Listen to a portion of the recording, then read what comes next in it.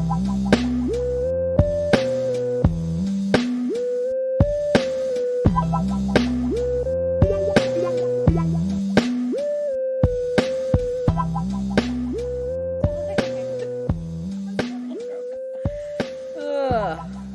to episode 9.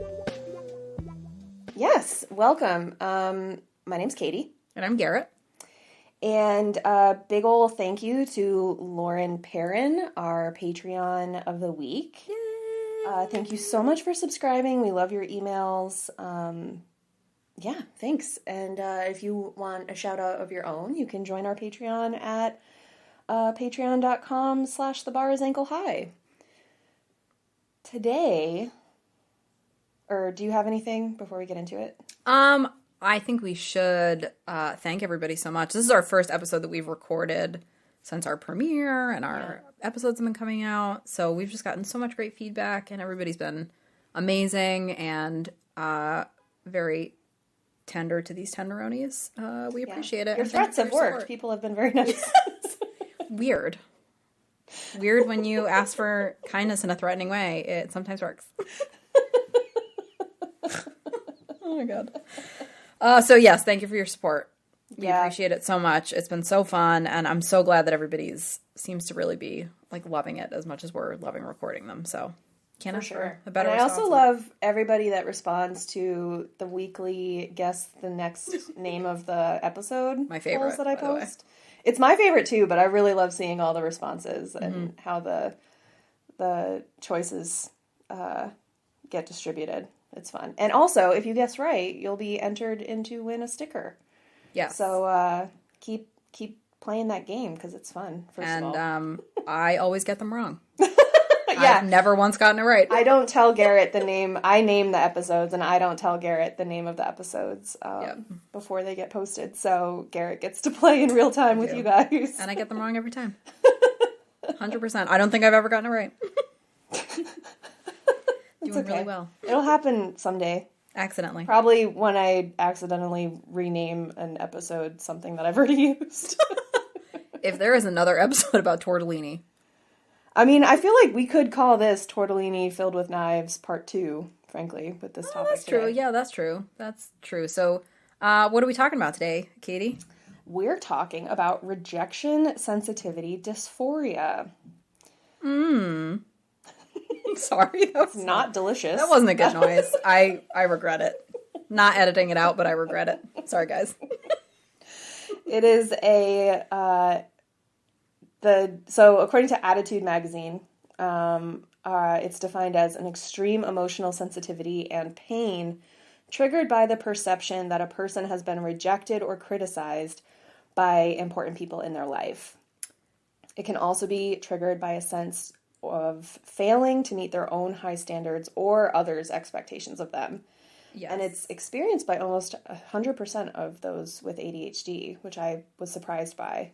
Yeah, I saw the same statistic, and I have the same quote at the top of my document. I did see something where they described rejection RSD as the most common or a very common manifestation of emotional dysregulation, which was kind of helpful for me because I'm reading it and I'm thinking it was sounding very similar, but describing it that way, it made more sense to me.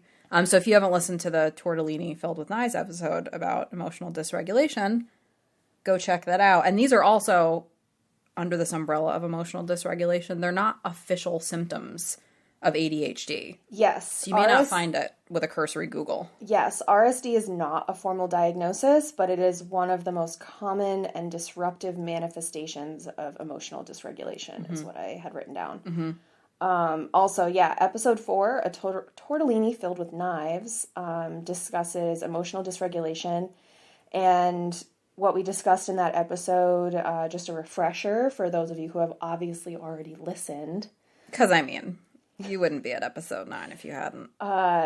Emotional dysregulation is the result of an overstimulated amygdala response that incites an extreme shame feeling when ADHDers experience rejection, criticism, or failure, making these normal life experiences, quote, unbearable, restricting, and highly impairing. Yes, like one thing I saw was that those triggers, with dysregulation and this RSD, they're emotions that everybody feels at some point. These are like human nature emotions. It has to do with the intensity and how long it takes to dissipate. I think those are like the two, there's a word I'm looking for that's escaping me, distinguishing factors Yes. with these. Yeah, and dysphoria, for those who don't know, is the Greek word for, quote, difficult to bear, which I think is My nickname for myself. Difficult to bear. it's something to keep in mind as part, like, it's very easy to focus on just the first two words, rejection sensitivity, but the crux of it is that the rejection sensitivity is difficult to bear. And I think that, for me, helped explain a lot, especially when one of our sources said, what can cause it? And there's like rejection, whether like real or perceived, teasing, criticism, even if it's constructive, and then persistent self-criticism or negative self-talk prompted by real or perceived failure. And I am like the most guilty of that, for sure. And it almost goes back to when we were talking about poor time management, where I said I've like billed it as my perfectionism right over the years, and it's not actually perfectionism, it's just poor time management. But I also think that the reason that I think of it as perfectionism is because of that negative self-talk, where if I'm not meeting a deadline or I'm not doing something in the right, quote unquote, right time, then it's that perceived failure that is then triggering the RSD. And so like, it's of course all connected, like this cursed Venn diagram of symptoms. It just starts that vortex. I know when I was reading, I have this broken down to like what it's like. And I'm pulling together all these different like points that I saw. I would say one of the ones that I'm definitely guilty of is setting like impossible expectations for myself. Setting the bar like the opposite of ankle high, sky high, and just not meeting it, and then getting into this like loop of being like, see, you're so bad at this, and if you weren't so this, you'd be better at it. Totally. And look at all these other people doing it and you can't do it. Yeah. It starts a nice little anxiety spiral. Yes. That's really hard to get out of. It's so hard to get out of. Yes. And what I related it to was like my experiences in like high school math, especially, because it did not matter. And it's very possible that like I might have like a touch of dyscalculia. But I could not get math. Like I could fully follow when my tutor or my math teacher was explaining something to me and we went through step by step. I'm like, yes, I'm with you. I'm with you. I'm with you. Okay, great. Here's a problem for you to do on your own. And it's no shit, like a carbon copy of the problem we just did together with different numbers. Yeah. And I completely lost it. Like, and I would get so frustrated with myself for feeling that feeling of failure. Like I'm not meeting that expectation, real or perceived. And I would get so frustrated that I could almost like I would get teary. Like I wouldn't ever like fully break down in public. Right. But I would for sure feel like I was about to cry because I felt so much shame and rejection and like not that my teachers ever made me feel stupid. My tutor certainly didn't, but I just could not get it. And it was this thing of like, it fully made up standards. Right. But that feeling of rejection and you'll never be successful, you'll never amount to anything, you just can't do it, you're a loser. If you can't do this math, like what are you gonna be able to do? Right. And it's that thing of like, this was just explained to you, like how can you be this dumb? Right. And it's horrible. I think definitely math class, I think mine was more being very easily embarrassed. So I've also been somebody who blushes, and I cannot tell you I was describing this like in my notes, and as I'm reading through this dysregulation and they're talking about these intense feelings and with the emotional dysregulation, the feeling like the pain that they're talking about, I would feel like my body was on fire.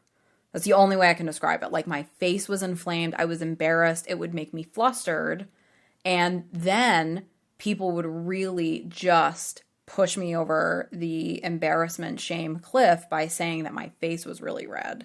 Because Even it comes now. across as like a criticism or teasing. And like pointing something out that I can physically feel it. So I really don't need you to tell me that my face is red. I can feel it is. And then I'm embarrassed because my face is red. So even whatever the original issue was, I'm embarrassed about. Now my embarrassment is showing in my face and my face is red. And it's not even always that I'm embarrassed. Sometimes my face is red because I get really excited about something or something's really funny, or it's not even always like a shameful thing, but that physical emotional reaction being like visible for people is the worst. So it's like, then I'm embarrassed because you can see that my face is red and I know you can see it and you know that I know that you can see it. And when you point it out, then we're just, you might as well just put me to bed. The day is done. I want to just die. So yeah, that easily embarrassed, feeling ashamed, the impossible expectations. And the other thing that I thought really was accurate for me was the equating like disappointment with like utter failure. Yeah. Like if I disappointed a teacher, I was a bad student, I was bad at school, I was dumb, just like the domino effect. Yes. And another callback to episode 6, I think that especially as women, and as we discussed in episode 6, AFAB individuals generally as children are taught to not really display your emotions, to be, do what you can to be smaller, make yourself smaller. Quiet. So rage, frustration, anger, depression were all very internalized feelings. And as adults, I mean, adults everywhere, neurotypical or not, are, part of growing up is that you do internalize your feelings. You don't have those external outbursts to things as often. Which is so much more common in cisgender women. Yeah. Whereas cisgender men are much more likely to externalize those intense feelings. Correct. And I thought it was interesting, since we read the same article, that they kept calling it a pain. Because that's how I feel it, is that I really do feel like the center of my chest is being stabbed when I get that feeling of like I failed. I feel it like in my stomach getting tight and like my skin is on fire. Also, spicy armpits is also a side effect of that. Yeah, I feel it. It is like I can't take a deep breath. There's a knife in the middle of my chest. But that, again, goes back to our brains can't tell the difference between physical pain and perceived pain, or emotional pain. So because we have those beefed up... Oh my God. If you haven't listened to our Patreon episode, the side conversation about beefing, you better throw us your subscribe. $5 and subscribe and get your sticker, because... But we have those beefed up amygdalas that are already working overtime, so they're already primed to do that fight or flight thing. That hypersensitive reaction. Correct. So then when we have that pain feeling that everybody feels, like you can feel rejection as a neurotypical person and be disappointed that you didn't meet somebody's expectation of you, or you didn't meet the expectation you had for yourself. If you thought that, a home project was going to look a certain way when you finished it and it didn't. Or that you should get 100% on everything that you ever submit your whole life. Right. Like that. It's totally normal to be disappointed that you don't do that. Right. But the folks with ADHD who suffer with RSD... Also people who have autism spectrum disorder. Yeah, anybody who's neurodivergent, I'd say probably who has this. The article said the pain is reported as being, quote, intense, awful, terrible, and overwhelming, and is always triggered by the perceived or real loss of approval, love, or respect, unquote. And I said, can relate. Yes, I also had that little quote in my notes, because that was very accurate. I mean, and I think ultimately it resulted in me not putting myself out there for a lot of things, because it's like, if it's a scale, my ability to weather embarrassment was always very small, just very self-conscious, very like hyper aware of myself. I know like my anxiety probably got bad when I started high school. I switched schools. I went from being in the same tiny little class to a public school. It wasn't a big school, but still a big change and not knowing anybody. And I think it made me hyper aware of, not that I wasn't awkward, because boy, I was still real awkward. But especially like in a classroom setting, like so much of my anxiety was surrounded around like answering something wrong in class, or the worst thing on the planet, getting called to go up and do math on the board. That's a death sentence, like straight to jail. If you are telling a child to do that, I can't think, as a kid, couldn't think of anything worse. Reading out loud, another one, if I fucked up. And then Oh, I never had a problem with reading out loud, but I would do that thing where I like counted ahead, because like we go around the room and everybody reads a paragraph or something. And so I'd count ahead to see when my paragraph would start. Yep. And then miss your cue because you were counting when you were supposed to start. Yeah. And then getting embarrassed because you missed your cue and you weren't paying attention. And why isn't my attention span better? Yeah. But the same article did note that anxiety thing, and how ADHD is often, especially if you haven't been diagnosed in childhood, is often misdiagnosed as super socially anxious. Which is what I thought I had when I was a teenager and my anxiety got really bad. Right. I read about social anxiety in a textbook. I was doing AP Psych. That's what it was. And I read about it and I was like, oh my God, I experience all of these things. That's all these things that I'm experiencing is this. Right. Because we're so prone to anticipating rejection and behaving / masking in a way to avoid that rejection at any means necessary. I said, my two examples were a story about Garrett's penchant for planning, and the reason for it is to consider possible outcomes, and then / working backwards on the clock, like you do. And then I said, I will doom spiral so fucking fast and stay in the river Styx of doom self-loathing if I don't catch myself. I don't have anxiety. What are you talking about? Oh my God. Yeah, it's I do see it like still as an adult. One quote that I did see, they had an article that was just people talking about their experience with with RSD. And the one that really struck a chord with me, they said every single time they feel this is like the first time you got rejected as a child. And I was like, oh, that's exactly it. It's like feeling it now when I have something that triggers that like loop of feelings, or something that really sparks this like dysregulation, dysphoria situation.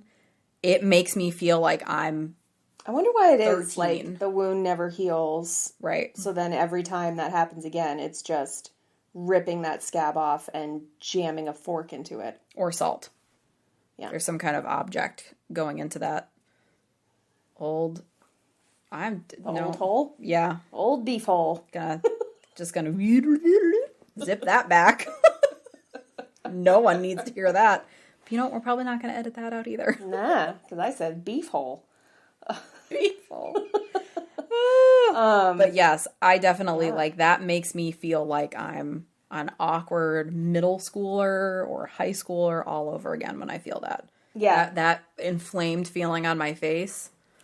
It still happens to me sometimes, like, or if I'm trying to like think quickly, or really anything that's like sudden, a lot of times my face will flush. And when people, even now when people point it out, I just want to be like, are you serious? I know it's red. What really gets me now and will push me right over into the rage reaction category, internally anyway, Aside from being woken up from a nap? is if somebody is pointing something out to me in a public way in order to make an example of me, or whatever, feel like a big person themselves.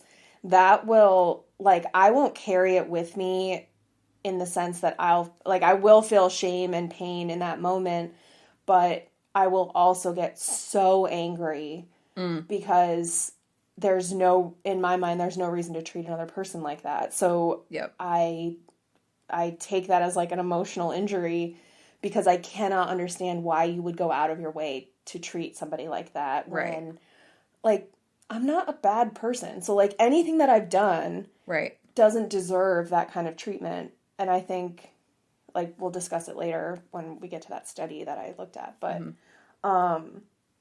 yeah, it's just wild. And I saw that One of the articles I read noted that people with RSD either become chronic people pleasers or become extremely apathetic and stop trying altogether. And avoid anything they can that's going to trigger those, which I definitely I can do both. Yeah, I know I probably got through a lot of the times where I felt it the most by just avoiding it.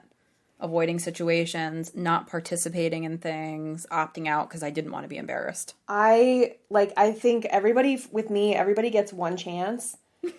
And go straight to jail. Yeah, but then if you hurt me, then you will not get another chance, and I will do full apathy, complete avoidance, do whatever I can to, and then if I still have to deal with that person professionally speaking, or even personally, it's very surface level, very like a neutral civil. Yeah, like these are the bullet business. points of why I'm talking to you, and then I'm not going to sit Right. around here and like shoot the shit with you and pretend to be friends, because anything you say, I don't give a shit about anymore. Which brings me to my next source, Psychology Today. Oh, I was on there too. I think I was reading an article. Yes, I did. I just had to check my sources. I was reading a thing on. Where the article I read said that people with RSD struggle with holding grudges.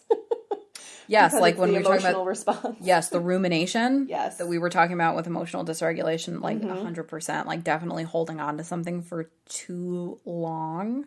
Some more symptoms, though, that were noted in that Psychology Today article I read were, just for you, listener, if you're not sure if this is you, struggle with low self-worth or self-esteem, you're easily embarrassed or ashamed, quick to anger or blow up when perceiving rejection or getting hurt by somebody. You set expectations that are high or difficult to meet, and I put for themselves, because it wasn't specified in the article. But I feel like probably also for people in your life. I mean, if you're setting the bar so high and people are constantly not meeting your absurdly high expectation, like you're setting everybody up for failure. Yes. And they talk a lot with RSD and emotional dysregulation about the impact that that's going to have on your interpersonal relationships. And that's a prime example. If these expectations are like totally out of whack, constantly going to cause conflict and problems with people around you. And I think, especially when I was younger, this manifested as me over apologizing in a lot of my relationships. And I remember being called out by like multiple guys that I've dated saying like, you've just got to stop saying you're sorry all the time. Like it's not, and it was almost as if it was a crutch in speech, the way I often say like or it was, oh, sorry, I'm in your way. Sorry, I put that down where you were going to sit. Sorry. You don't have to apologize for that. And to me, it wasn't a apology. It was like a reflex. Right. Yeah. But also this list of symptoms included sees themselves as a failure when they disappoint others, may consider or engage in self-harming behaviors, and over-anticipate rejection in new situations, which can be exacerbated. All of those symptoms can be exacerbated by frequent social media use, because it's so easy to not only compare yourself to the people in your life that are posting stuff on social media, but also strangers who are on social media as influencers, specifically cultivating an aesthetic image just for social media. And somebody liking, like that engagement that you're getting from people is causing a dopamine reaction in your brain. So of course, it really is a recipe for true disaster when you combine it with something like this, which is a very underdiagnosed. ADHD is still underdiagnosed. Goes back to the conversations we've had about it's probably a spectrum, more like autism spectrum disorder, or on the same spectrum. You think about the number of people that are impacted by this and the frequency of social media use, and yikes. Yeah. That sucks. Sure. And I mean, I can feel it if I'm on too much. I'm like, whoa. Yeah. And I think not a good color on me. We were lucky in the sense that we grew up with social media grew up with us. Yes, yeah. So we had our childhoods without social media, without there's comparison at school with, and other people who lived in your neighborhood. but it wasn't, I'm comparing myself to somebody who lives in LA and I'm comparing myself to somebody whose parents, you know, their household income is $750,000 a year Right. and mine is 80. Right. So, and now that's so easy to do, and you don't know what other people are making. You know, they make It's it much seem more like subversive. it is, Yeah, because it's for like, sure. oh, they're just getting a flannel off of Amazon. Like, oh, look, they linked it. This flannel's only $20. Like, okay, sure, but that's not the only thing that they own, and they're filming this in this cavernous living room that normal people don't have. $1,000 piece of equipment, and Yeah. I mean the list just, and filters on everything, and Yes. it really very much distorts things. If you have not watched, God, now I can't remember the name of the documentary. There was a Netflix documentary about social media, Oh, The Social Dilemma. yes, Maybe, yeah, Social which Dilemma. it should be like required watching for people. Yeah. because it's like if you spend 6 hours on social media a week, you're gonna have to watch this, or however many hours, you know. It's very good watching, and it really made me kind of think twice about the fact that how long my eyes are sitting on something and how fast my scroll is data that's being reported, which makes me want to barf on myself. So speaking of emotional dysregulation, and one thing on that list of symptoms with the low self-esteem was linked to that also your sense of self-worth being dependent on what other people think of you, which is another real slippery slope. It's dangerous, yeah. Yes. And it's not again, very subversive, very insidious. It's not something that you notice until you're halfway down that hill. Right. Right. And yeah, I mean, you know, you don't have to go to therapy every other week, guys. You know, just do like a quarterly check-in. Yep. And just touch base with somebody to be like, yeah, you know, this is how I'm feeling and I'm not sure if that's normal. And maybe you go for more frequently for a little bit and then you back off. I'm kind of at that point, I think, with my therapy, is that I'm going less frequently because things are evening out for now. Yeah, it's cyclical. I mean, there's times where, you know, if I have more going on, I'm feeling more overwhelmed seasonally. I probably go more in the wintertime, because when that vitamin D intake drops off a cliff and I get real grumpy all the time, I wind up in therapy more often. Weird. So yeah, I don't know if I had heard it separately or if I managed to like see it mentioned once in one of the articles I was reading, but justice sensitivity is similar to RSD. But Is this also under the emotional dysregulation umbrella? I think so. Okay.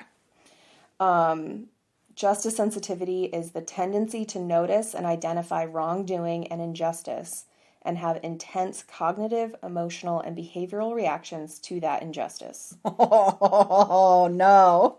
Not again. Not again. Shit. Who, me? As for me. Oh, no. I've been attacked again. People who are justice sensitive tend to notice injustice more often than others. They tend to ruminate longer and more intensely on that injustice, and they feel a stronger need to restore justice. No.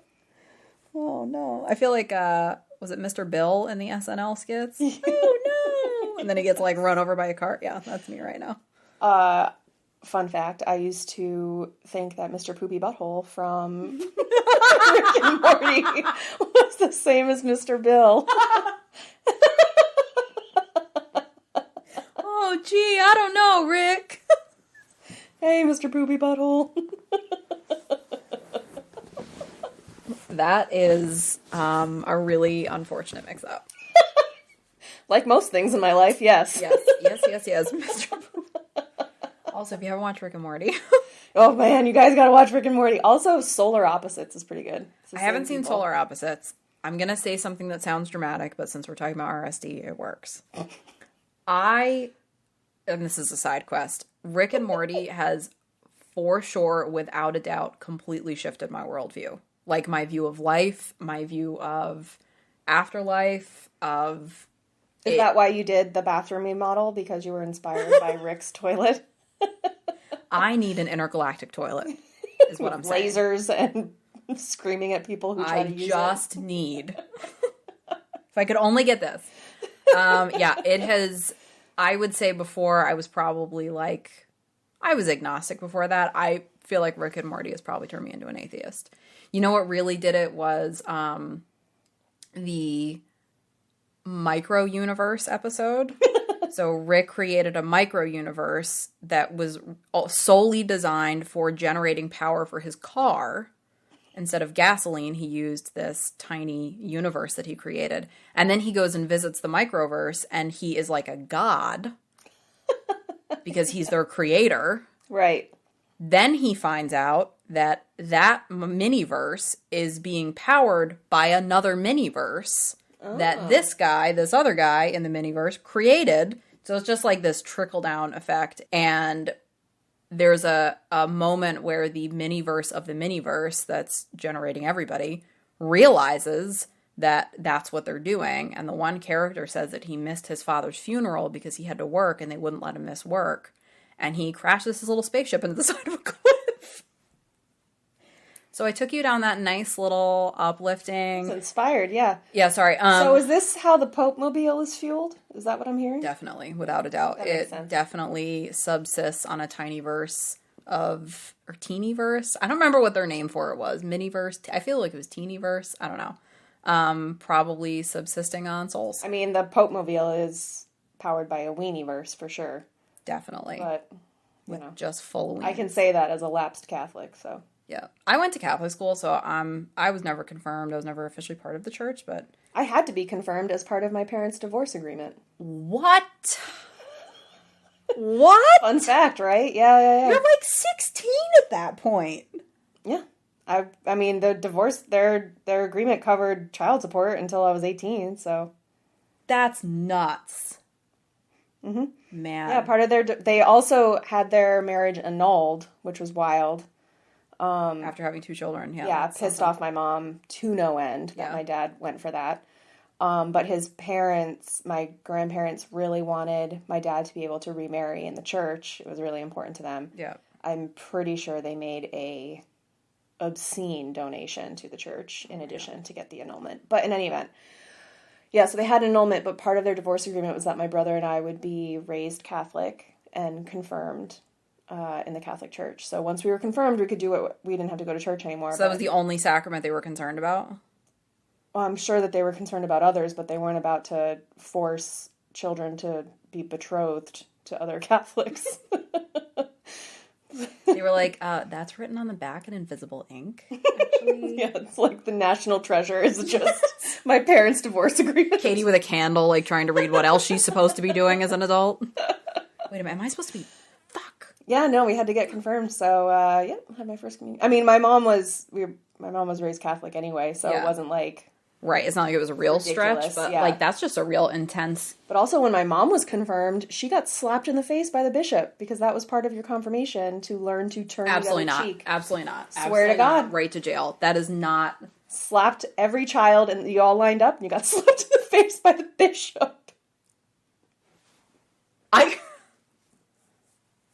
That's... No. Because you had to learn how to turn the other cheek like Jesus. Evidently. Somebody must have punched that bitch right in the face. Somebody had to have gone at the bishop and punched him closed fist. Apparently, so because also they were all dressed in robes. Like Children? like yeah, like Performing? kind of like altar children. Yeah. Sacrificial children dressed in robes getting slapped in the face by a grown man. Oh my God. I mean, it was an open hand. It wasn't a can't. punch. This is But yeah, too much. apparently my grandfather, my mom's dad, told, because it'd be weird if it was my dad's dad told my mom. That would be but- weird when she was a child, yeah. Yeah, so my mom's dad, I guess, told her Cursed she Back was to the a Future. giant fighting tomboy. Yeah. That basically, like, if you swing on the bishop, you will never sit down again. Like, I'll tan your hide, basically. This is not getting better. This is not So she's getting in the robe, and she said she got slapped, and like she had to like clench her fists for the rest of the ceremony because she was so mad. So my confirmation story that I will share, I was not confirmed, but I have a friend that got in trouble in confirmation classes because the confirmation name that they selected was Jesus. And it turns out they don't want you to use that. I thought you had to pick a saint, and he's not a saint. I picked Joan because I like Joan of Arc's story. Yeah. But I didn't like how it sounded with the rest of my name because it's supposed to be like first name, middle name, confirmation name. Yeah. So it would be Catherine Elizabeth Joan, and I didn't like that. Yeah, it makes you sound like a boomer, actually.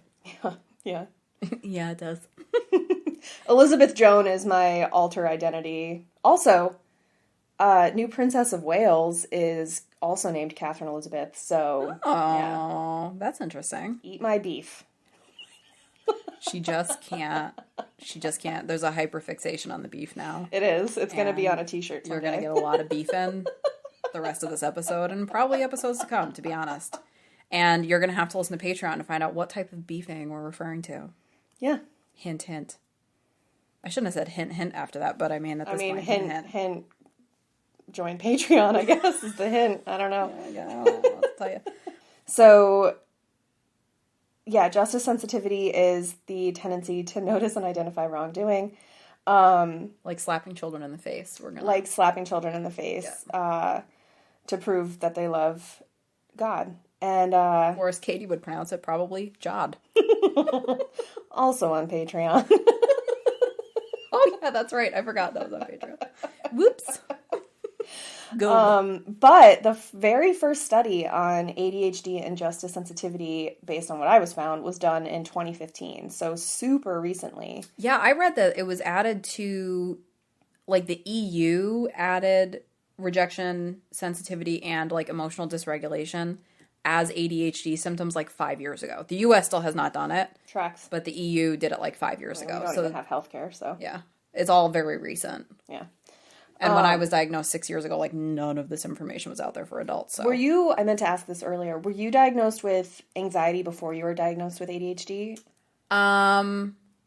Yes. I was experiencing, I thought something, like, physically was wrong with me because I was experiencing crazy nausea every day. Like mouth watering, like looking for a trash can sitting in class. Horrible. So I eventually went to the doctor, and of course they do like the physical workup, and they were like, okay, nothing's wrong with you physically. So I started taking AP psychology and realized, oh, the social anxiety sounds really close.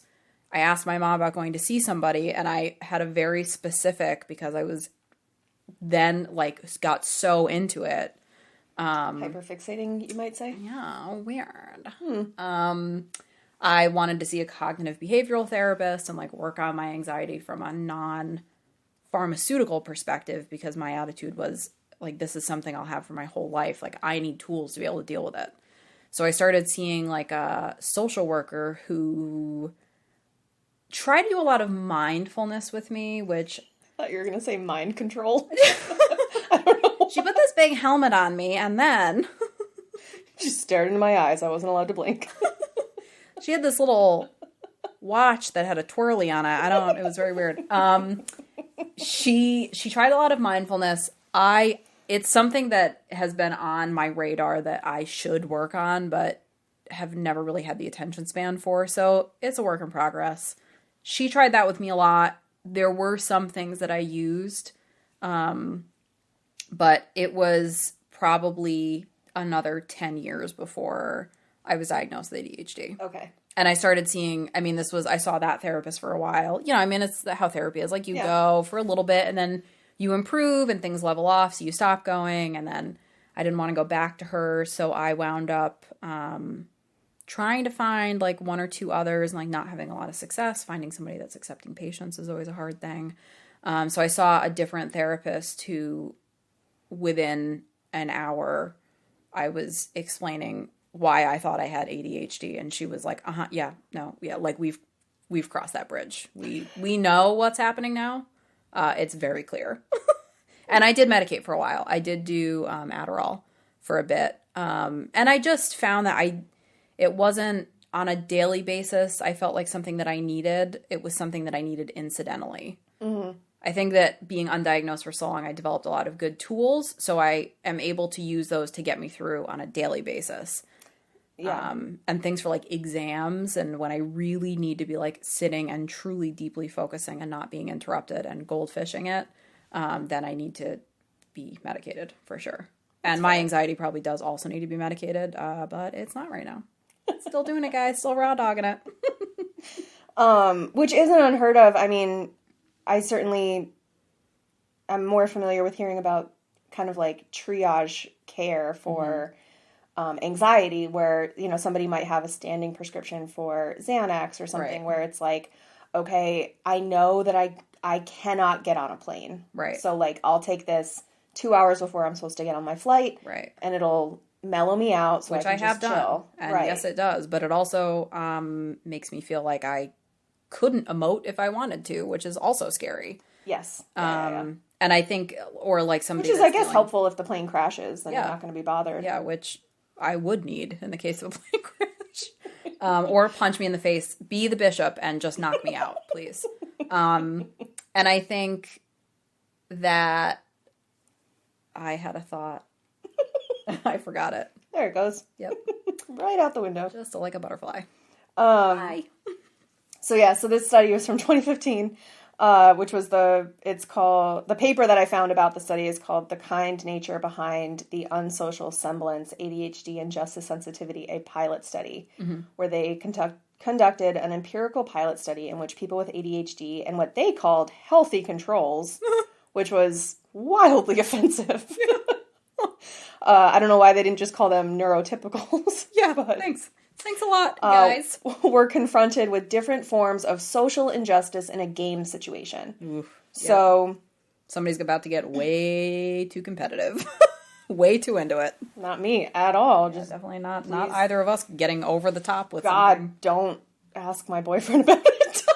Whatever you do, don't mention it to anybody I've played a game with before. The list is short. Yeah, because they don't talk to me anymore. Because nobody will play. But this study posited that people with ADHD generally know that they're different and that they do something wrong, but they don't know what they did wrong because the difficulties in recognizing social norms and desirable behavior. And consequently, this study theorized that pronounced justice sensitivity is a coping strategy that people with ADHD use to infer the right social behavior. Oh, that's interesting. Wow. I love when I surprise you with information. It is for sure my favorite thing. You're always going to get a good reaction, right? It's so validating. Oh, yeah. That's really interesting. That's really fascinating. Because I do sometimes walk away from something and I'm like, it wasn't my best work, but I don't really know what was wrong with it. It just wasn't good. So that makes sense that I'm like not always sure. Something was weird.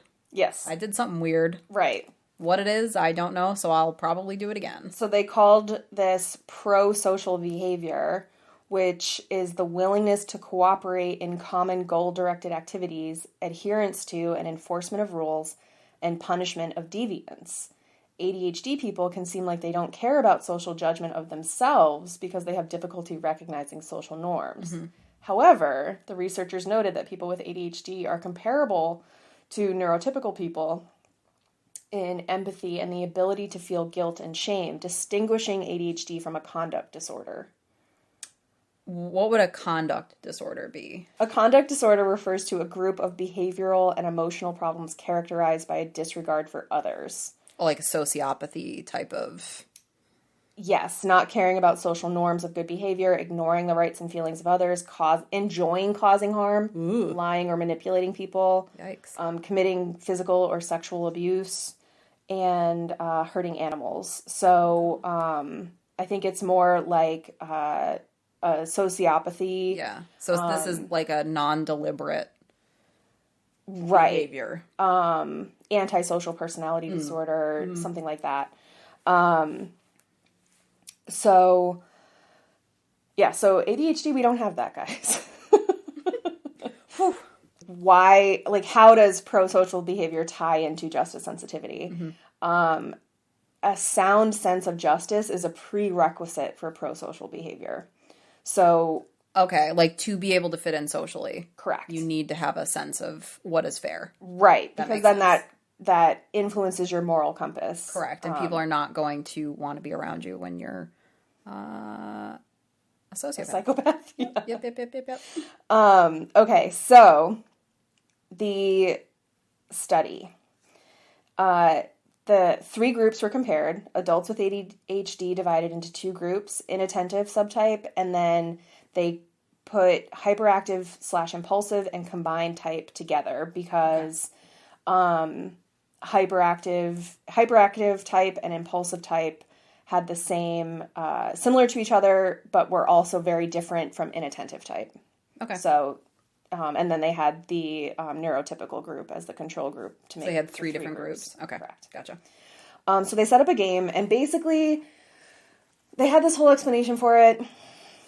The link to this is in our show notes, so if you're really interested in seeing how this game played out, by all means, look it up. And it wasn't rats, it was humans. It was humans. This was all humans. There were no rats. And these were all males. Yeah. Yeah. But regardless. No offense, man, I guess. Whatever. I mean. And this was also done in the EU, this study. Okay. But the game is sort of like Monopoly. They had, and it's like each time, there are 4 rounds that they played, and each time there are 4 people playing, and each round that they played, your job within the game changed. So there was one person who was in charge of handing out the money to everybody, like the tickets it was all in tickets. So like if you're handing out the Monopoly money to everybody, you could decide who got the most money when you were in a certain role. Okay. And the 4th person was sitting out each time. So as you rotated through the positions. One person was out, 3 people were in with different jobs. Correct. Okay. They also included in the study descriptions of the people who had the most power, because...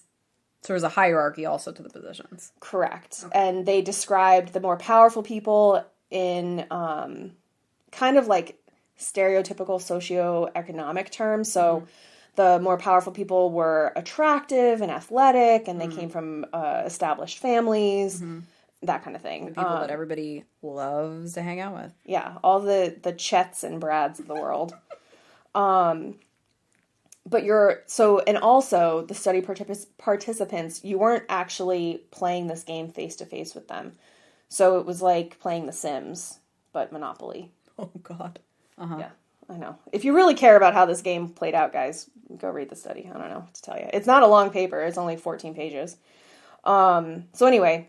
They set up the game and then manipulated it so the 2 strong players repeatedly treated the weak player unfairly. Ooh, yep. And this distinction was made within the game.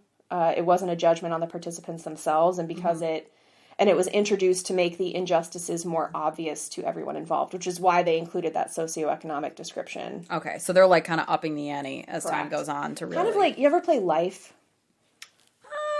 I don't think I did. Oh, okay. I'm not good for long, like Monopoly. I would rather have bamboo shoots under. See, I prefer Life to Monopoly because I feel like it's more of a game of chance. Like you draw a card to find out what your house will be, but your house can be a trailer that got hit by a tornado, or it can be a McMansion. Oh, Lord. Like, or anything in between. Yeah. So like, I never played Life. No, I don't think I ever did. Now that I'm thinking about it, it's not bad. It doesn't actually take that long. I don't know that there was even really money involved with it. I'm good for card games and short, quick things. Not good for that surgery one where you had to pluck the things out Operation? of the... Yeah, and the alarm would go off. Yeah, that I was not good with. Weird. That other one with the shapes where you had to fit them in. Perfection? Yep. Whoa. Yeah, that's another bad one. Karaoke, not good at. Name that tune, also not good. Jumbles, terrible at those. You're probably fine at karaoke. It's just the name that tune thing that's the problem. I'm terrible. I can't. That tune's but my problem with karaoke is that I can't articulate to the DJ what song I want to sing. You know that song, and he's like, no. You know, Billy Joel and the East Street Band. Tune into Patreon. You know, the Gravy Train song. And this guy's like, I don't get paid enough to be dealing with your bullshit right now, so please go sit down until you figure out what the fuck you're talking about. So they set up the game, they manipulated it, and then when the study was concluded, all the participants were asked to complete a questionnaire. That resulted in the researchers finding that those in the inattentive ADHD group exhibited higher rates of justice sensitivity, whereas the hyperactive impulsive combined group had similar rates of justice sensitivity as the neurotypical group. Yeah, I was surprised too.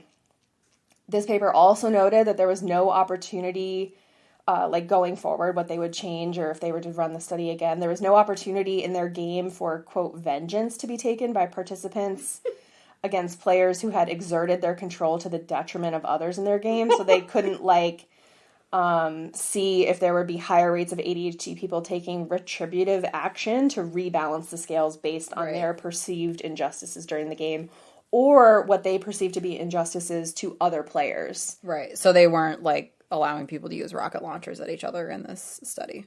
Nope. They didn't. And weird. Because the last role that you played was just the observer. Gotcha. So to, like, let you see it play out. Correct. And see what's... Okay, so, I gotcha. but then you didn't play after that. So you didn't see it play out and then play through. So you couldn't act on it. Correct. Gotcha. So they said that, like, that was potentially something to look at in the future with a future study, is to see if that would affect how their opinions of the study would work, perhaps doing a questionnaire in between those rounds to see, like, okay, like quick 3 questions, how are you feeling about how this is doing? Right. Between every round, and then as you cycle through the second time, see if they felt better the second time through, because they were like, okay, I get it, that guy's a fucker. They're like, hey, did you get an emotional high from dunking on Brad? That would be a good... The answer is yes. Yes. So in conclusion, the participants with all ADHD subtypes were more sensitive to social injustice, but they showed reactive behavior when they themselves were the victim of the injustice. That is, they protected themselves from injustice just as, quote, healthy people would do. Neurotypical people. Rude. But ADHD people were more permissive and generous with others as well. Oh, nice. I know, right? Yeah. We're cuties. Look at us. We're so nice. So the opposite of a pro-social behavior is an egocentric behavior. Okay, yep. Right? So egocentric and pro-social behaviors are not mutually exclusive. The same extent of justice that is claimed for others will be claimed for oneself by somebody with ADHD. Interesting. So it's not just about yourself, it's also about other people. Right, which is, I think, probably somewhat more unique to people with ADHD, because we're just looking to be on the same playing field as everybody else. Yes. And I think there definitely have been times where I'm pointing something out and everybody else is looking at me. It's kind of like that meme that I sent you of the American Girl dolls where she's like, did you know this? And why the fuck would I know that? I'm pointing out, like, is anybody else mad about this? And everybody's like, why the fuck would I be paying attention to that? Right. Yes. Exactly. Yep. Yeah, like, and so then I found this other source that said that ADHDers are found to be more justice sensitive for several reasons. Our brains are both hypersensitive and intuitive, meaning that we feel the world's pain with that same intensity that we feel pain for ourselves. Yeah, definitely. And it also means that we can pick up on the pain and suffering of others that neurotypical brains are able to gloss over, like you just said. I thought I was just empathetic. I mean, you are, but to a fault, evidently. Like you're medically like a empathetic. sponge. Like I lay down as a dry sponge and absorb everything. That's until how it leaks out of you. Yep. And then somebody's like, wow, I need to clean this sponge. It smells gross. Yeah, this took forever to dry and now it's moldy. I'm the smelly sponge. Sorry. My cat loves smelly sponges. She steals them off of my counter. And that's why I don't have any sponges in my house. I have to use a brush to wash my dishes. Not a hairbrush, a dish brush, just to be clear. Just so that everybody knows. The other reason is that our brains are also filterless. Holla impulsivity. Meaning that we don't screen out details and information that are not salient to our goals. Or sounds, or... Yes, part of this is what gives us our super intuitive skills, because our brains make decisions based on much more subtle data than neurotypical brains. Ooh, I like that. Yeah. That's accurate. And I think that is what we were talking about earlier before we started recording about how we're able to kind of think on the fly and problem solve and think outside the box because we are looking at that subtle data. And like when something just, sometimes I can't put my finger on it. I'm like, that's not it. Yes. Haven't landed on it yet, but that's not it. Right. But this also means that we have difficulty disregarding even subtle suffering.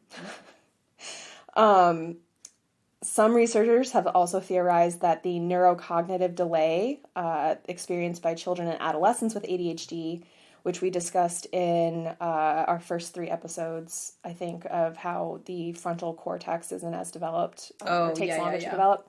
But we have real intense amygdalas. Right. Yep. So that neurocognitive delay experienced by children and adolescents with ADHD compared to their peers contributes to this justice sensitivity, because children with ADHD may be as many as 2 to 3 years behind their peers in terms of brain development capacity, making it harder to understand complex social interactions and complex rules. What, 2 to 3 years? As a result, ADHDers are prone to latch on to one rule and might overgeneralize it and not grasp the subtle intricacies that make rules apply in some situations but not others. This creates a brain that is more comfortable in extremes, making the ADHD brain more likely to see black and white injustices, whereas neurotypical brains are able to better operate in the shades of gray. Well, I think I just need to go to bed now. Garrett died. Yes. Yep. Sorry. I immediately passed away. That, Wild, right? yeah, you're gonna have to send that to me because I feel like I'm also gonna have to read it and hurt my feelings a second time, so I'm just gonna schedule that for later today. Okay. What if I just forward that to your therapist for you? And she'll bring it up when you're in a safe space. We'll just skip the middleman. Send it right to a professional. Ooh, 2 to 3 years? That's a lot. That's significant. But the whole thing with like seeing black and white and applying those rules like the way they are, like PK makes fun of me all the time. He calls me a narc because I'm like, time out. We need to explain PK. We've gone this whole episode. This is the first time we mentioned him, and I was like, it wasn't on the board. Nope, it wasn't on the board. I forgot it on the board. Damn it. So we have gotten questions about what is a PK, who is a PK, What is a PK? Oh, I love it. why is a PK. PK is... When is a PK? Yeah, when is a PK? PK is my boyfriend. This comes out October 13th, so we've been together for going on a year and a half. And yeah, he's my boyfriend. His name is Patrick Kennedy. His initials in my phone when we first started chatting were PK, and when I would send screenshots to Garrett of our conversations, because, you know, that's what women do, and I'm sorry if that's news to you. Especially when you're first dating somebody. Yeah, I gotta make sure that it's like a normal thing. Yeah. Right. So, it's totally normal. Back on. Justice sensitivity. Was it sensitivity? Yes. Oh, okay. Just making sure. But yeah, so PK is my boyfriend. We use PK, Peaky, and Patrick interchangeably. I did check with him if he wanted us to stop using his name, and he does not care. So there is consent. Can you, while we're discussing Peaky and screenshots, talk about when you sent the screenshot to the wrong person? Because that's a very ADHD thing to do. So it's on topic. We already discussed that. Did we? Previous episode, yeah. Oh, shit. Well, never mind. Everybody's heard it then. It's either in episode 6 or episode 7, but it's discussed. But yes, call back to when Katie did that. Sent PK a screenshot of his own conversation with me instead of sending it to Garrett because I was so excited. Could have been worse. You could have sent it with like a caption about. That's true. Yeah, no, there could have been like, can you believe this fucker?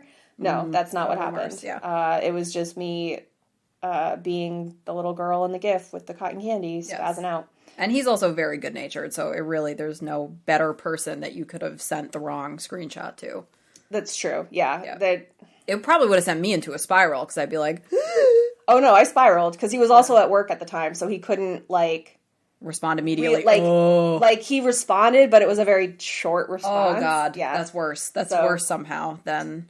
When we started dating, it was like oh, no. the day after our first date. I was waiting for him to text me.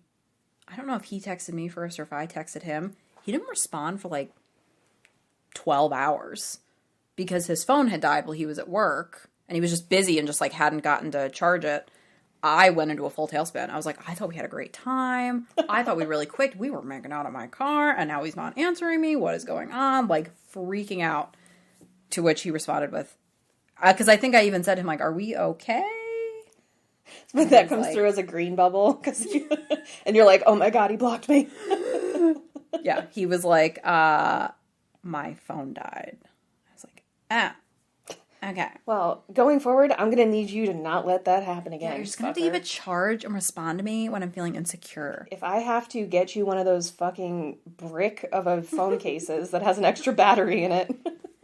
I'm going to find out in over 10 years that I have rejection sensitivity dysphoria, and this is going to make more sense, but right now I'm upset. Feeling insecure and I don't like it.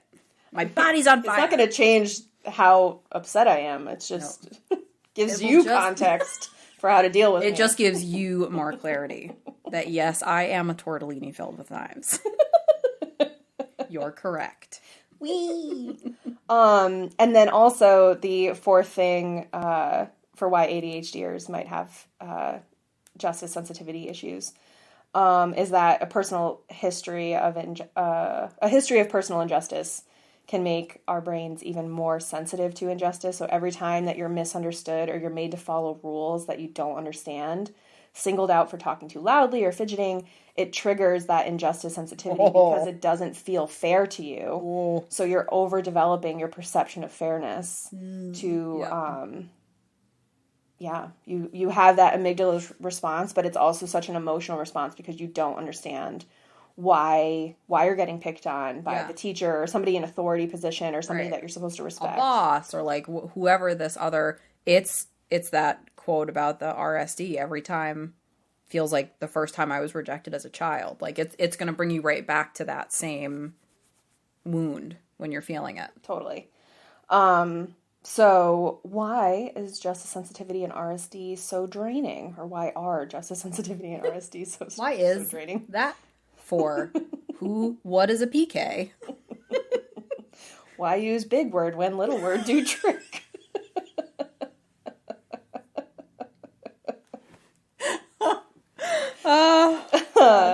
That's a good one. I've got compassion fatigue because we are super empathetic. Yes. We can hit full capacity way faster. So, and because our brains don't differentiate between empathetic pain and personally experienced pain, it triggers the same neurological and physiological response in our bodies, which leaves little to no bandwidth left to deal with like those everyday things. Yeah, like accurate. Waiting in line or whatever. Yep.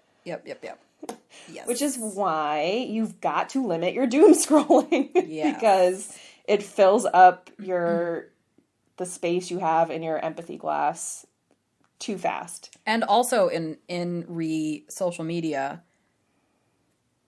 things like Facebook, they intentionally will fill your feed with depressing, upsetting, hurtful, inflammatory things so that you keep using it. Mm-hmm. And it creates this like addictive component, which people with ADHD are already susceptible to. Yes. I saw something that described Twitter, I think, as a dopamine slot machine or dopamine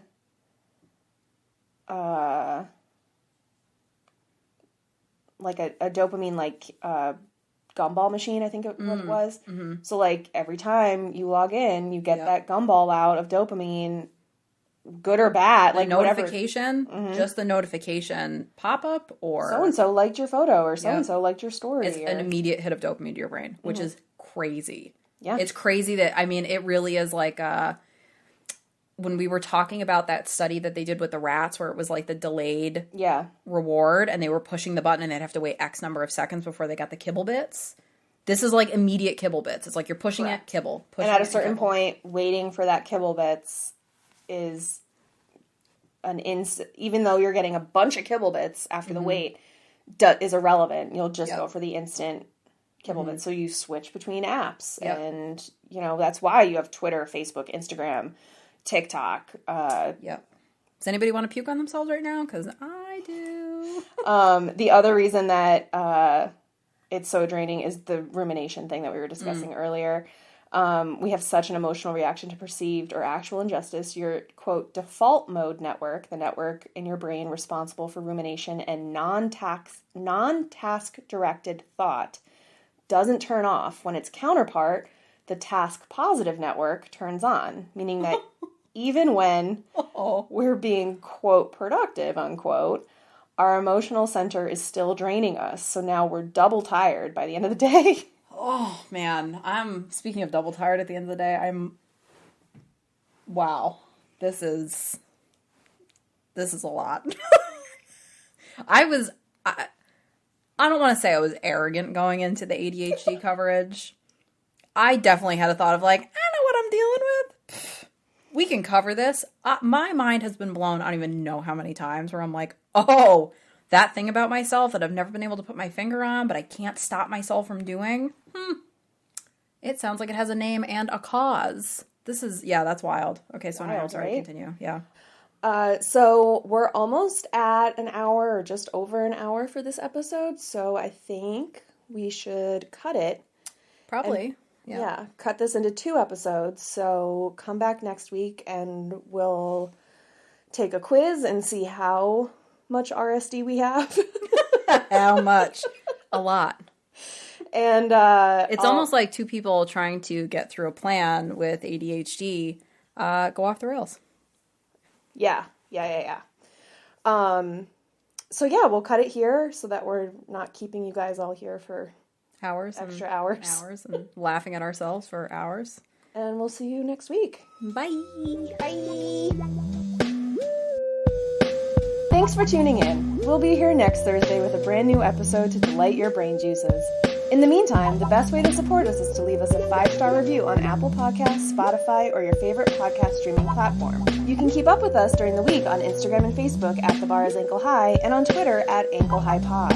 If you want even more Ankle High hot takes in your life and have a few dollars to spare, consider joining our Patreon at patreon.com/thebarisAnkleHigh. We post bonus episodes there full of our karaoke attempts, Am I the Asshole discussions, and wondering how we even managed to survive this long. Patreon subscribers also get exclusive access to our secret Patreon-only Facebook group and get added to our close friends list on Instagram. Until next week, remember to be kind to yourself because the bar is ankle high.